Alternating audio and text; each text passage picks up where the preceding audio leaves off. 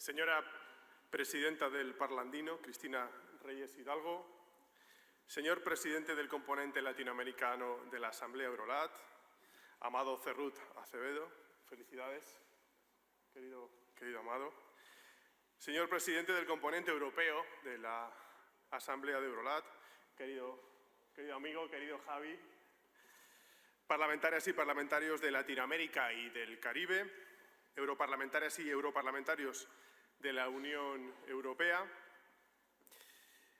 y todas y todos los participantes en esta Asamblea de Eurolat. Buenos días a todas y a todos.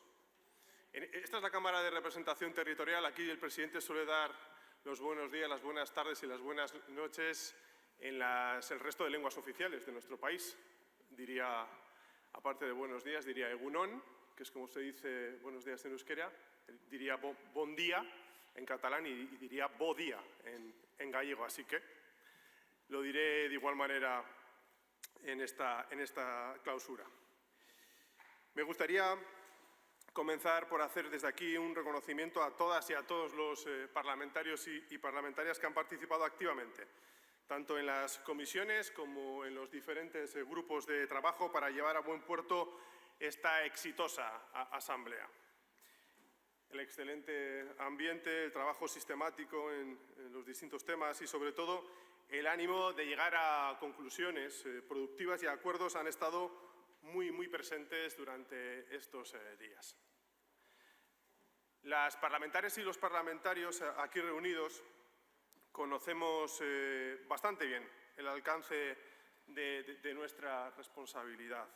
Sabemos que nuestras decisiones como legisladores y representantes de la soberanía popular tienen, desde luego que sí, tienen consecuencias inmediatas en nuestras democracias y afectan sobremanera a la vida y al futuro de nuestros pueblos. Por lo tanto, acertar o equivocarse, acertar o errar, amigas y amigos, no depende de la casualidad. Depende de nuestras decisiones, depende de nuestras acciones, pero también depende de las decisiones de nuestros vecinos y vecinas, así como de nuestra cooperación mutua. No debemos olvidarlo nunca. Si me permiten, me gustaría aquí realizar una reflexión acerca de un tema que ha estado muy presente, muy específicamente en una de las reuniones, y me refiero al de las relaciones de los representantes políticos con la sociedad civil. Me consta que la brecha que existe entre los representantes políticos y la ciudadanía es una preocupación compartida en la mayoría de los países. Una distancia, una desafección y desilusión que existe. Y no podemos permitir que esta se instale la idea de que no es importante lo que ocurre en los hemiciclos o en las asambleas, o que se instale que los representantes de la soberanía popular faltamos a nuestro deber. No debemos permitirlo. Desde mi punto de vista, hay varios aspectos clave que debiéramos cuidar especialmente en este sentido. Me refiero, en primer lugar, a la rendición de cuentas, a la necesaria rendición de cuentas. Debemos implementar mecanismos de control y una cultura de exigencia de comportamiento ético a la altura de lo que merecen las instituciones democráticas y a la altura de lo que merecen las sociedades en las que vivimos. Y, en segundo lugar, creo que necesitamos también un relato comprensible, que sea comprensible para la ciudadanía. Una nueva narrativa que dé mayor legitimidad y sentido a nuestra misión, a nuestra actividad representativa. Nuestros pueblos necesitan saber que sus representantes velamos en todo momento por ellos. Necesitan saberlo. Siempre he pensado que la necesidad de las instituciones democráticas no se fundamenta en ellas mismas, sino en la misión que cumplen. Hagamos que tengan, por tanto, más sentido, hagamos que la ciudadanía confíe en nosotros y, créanme, compañeras y compañeros parlamentarios, este es uno de nuestros mayores desafíos democráticos. Tengo la percepción de que acercar las instituciones regionales y las instituciones birregionales como esta a los pueblos tiene la misma lógica. Debemos conseguir que nuestras acciones sean comprensibles y, sobre todo, que sean alineadas con las necesidades y con los deseos de la gente. Pero también debemos acercar los centros de decisión y las instituciones regionales, insisto, las multilaterales, a la ciudadanía de nuestros países. No quiero extenderme mucho, únicamente me gustaría compartir algunas breves reflexiones sobre algunas cuestiones, algunos asuntos que hemos tratado, que hemos hablado durante estos días.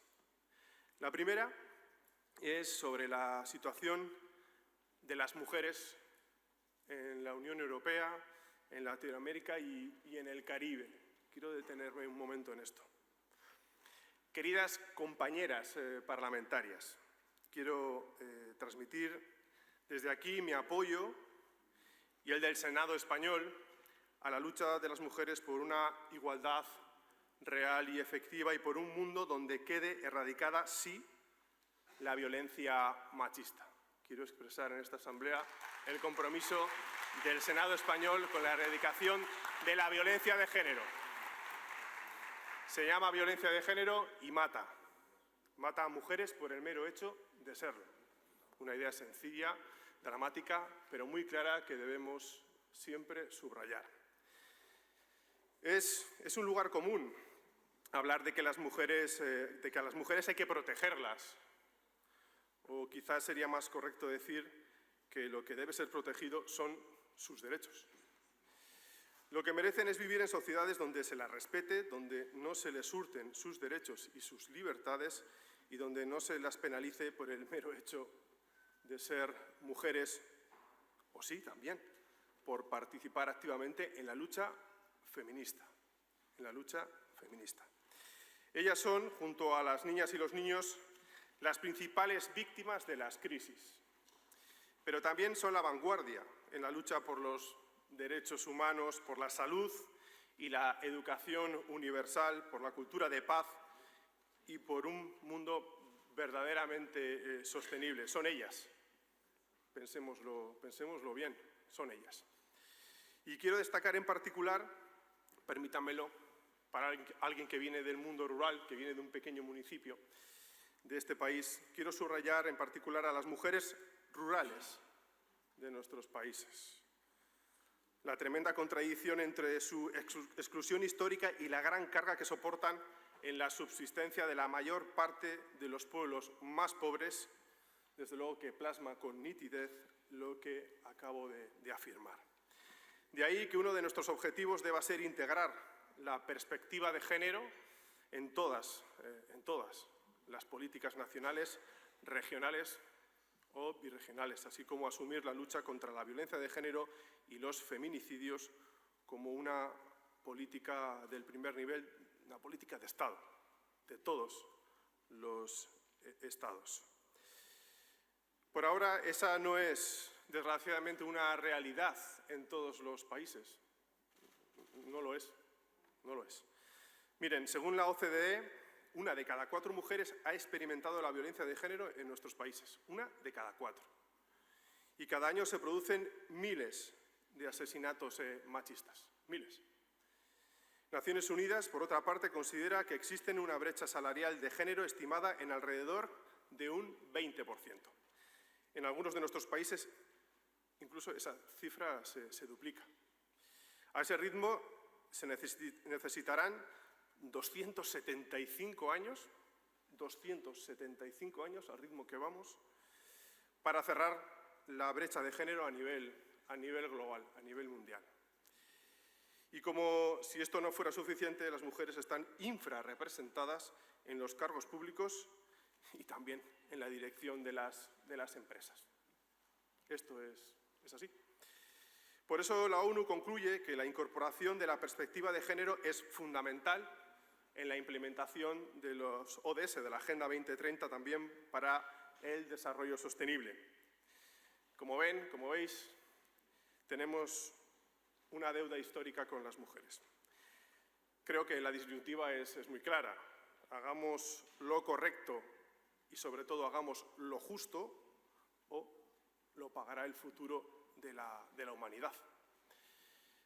La segunda cuestión, he dicho que iba a ser breve, no es verdad. La segunda cuestión, y no menos importante, es la de la seguridad alimentaria y la desigualdad en el acceso a los recursos. Yo sé que ninguno de nosotros ponemos en duda que la alimentación es un derecho. Nadie lo cuestiona. Sin embargo, el hambre sigue siendo causa de dolor y de muerte en una parte importante del mundo. También en alguno de nuestros países. Los impactos de las crisis, como dije ayer, dañan en mayor medida a los más débiles. Pues bien, eso también ocurre en los sistemas agroalimentarios. La inequidad social y económica, por tanto, está en la causa más profunda del hambre. Salvaguardar el derecho a la alimentación de los países en desarrollo es un medio para lograr la seguridad nutricional, la reducción de la pobreza, conseguir unas cadenas de suministro mundiales inclusivas, sostenibles y justas que protejan, en particular, a los pequeños productores y unos sistemas alimentarios más sostenibles. Me permito mencionar aquí la importante aportación de los frentes parlamentarios de América Latina y el Caribe, la cooperación española y la FAO. En estos últimos 12 años de trabajo han conseguido que se aprueben más de 80 leyes, y he sido testigo directo de algunas de ellas, 80 leyes que de un modo u otro nos han allanado el camino hacia el ambicioso objetivo de hambre cero en el mundo. Este tipo de iniciativas modélicas demuestran que, además que el trabajo de las parlamentarias y de los parlamentarios depende, más allá de ideologías, de nuestra común voluntad de luchar contra el hambre y a favor del derecho a la alimentación. En este sentido, me voy a permitir compartir una apreciación que creo relevante. Estoy absolutamente convencido de que nuestra voluntad común de alcanzar el hambre cero solo se concretará en un cambio real si contamos con estados sociales y democráticos de derecho fuertes. Estados democráticos fuertes con capacidad de redistribución de la riqueza, estados que, por ejemplo, puedan gravar a quienes más tienen y facilitar recursos equitativos y servicios públicos, sí, servicios públicos, a quienes menos tienen.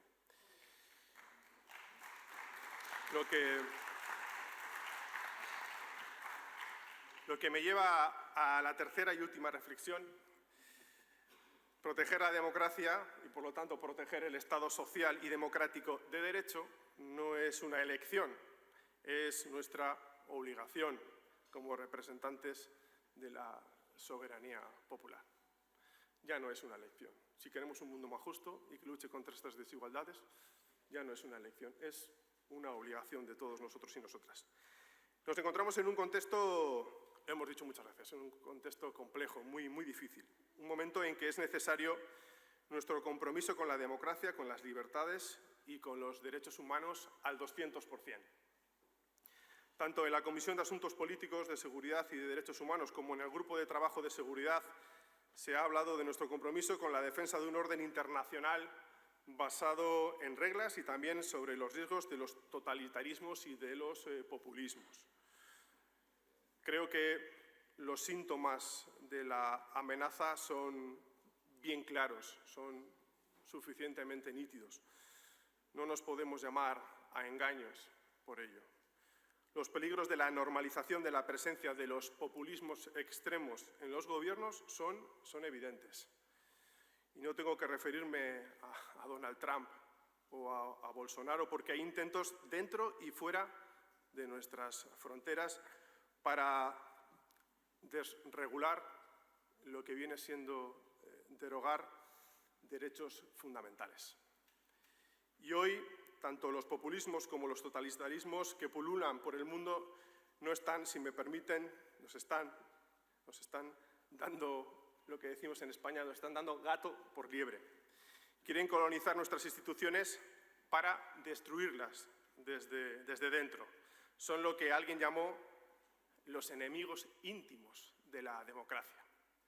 Se presentan como alternativa en el juego democrático para, una vez dentro, desmontar la institucionalidad democrática. Y es tan peligroso normalizarlo como blanquearlo o cómo guardar un cómodo silencio ante estas realidades. Pero también están las amenazas externas, las de gobiernos totalitarios que aborrecen la democracia, el orden basado en las normas, el multilateralismo y las relaciones pacíficas. Es el caso de Putin y su agresión a Ucrania. El pueblo ucraniano debe recibir toda nuestra solidaridad, toda. El pueblo ucraniano debe recibirla y debe sentirla. Ellos no pueden sufrir doblemente por la guerra y por el silencio de algunos ante su sufrimiento. No pueden sufrir un doble sufrimiento. Y desde luego no hay excusas, no hay argumentos legítimos, ni comerciales, ni políticos, para no dar la cara ante esta situación. Creo que es atinado recordar en este momento las palabras del filósofo e historiador de las ideas políticas polaco, Leszek Kolakowski, que escribió, que decía que en política que a uno le engañen no es excusa, decía, porque desde luego que advertidos estamos. No deberíamos caer en la tentación de pensar en la inevitabilidad de la democracia. Los derechos se reivindican, se regulan y se consolidan en democracia. Pero es verdad que hay un pero.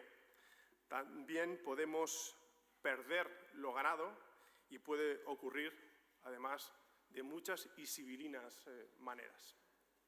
Por ejemplo, las instituciones democráticas pueden ser privadas de sus funciones primordiales y el juego democrático puede convertirse en un simulacro que solo sirva para justificar un orden autoritario y no para resistirse a él. Los parlamentos, amigas y amigos, somos la primera línea de protección de la democracia. Tengamos, por tanto, el coraje, sí, el coraje de enfrentar a los enemigos externos e internos de la democracia.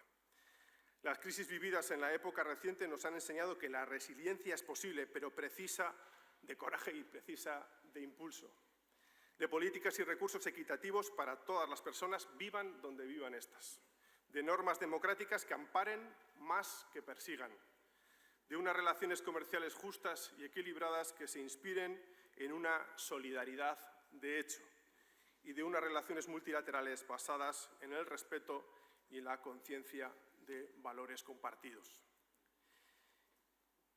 Y termino. Además, cuando digo termino en su término más absoluto, porque este es mi último discurso, mi última intervención como presidente de esta Cámara, así que termino de verdad. Espero de corazón que las resoluciones de esta Asamblea hagan coincidir lo que hoy deseamos todos que pase con lo que realmente pasará en el futuro. Esa única coincidencia, esa feliz coincidencia, dotará de sentido a todo nuestro trabajo. Muchísimas gracias.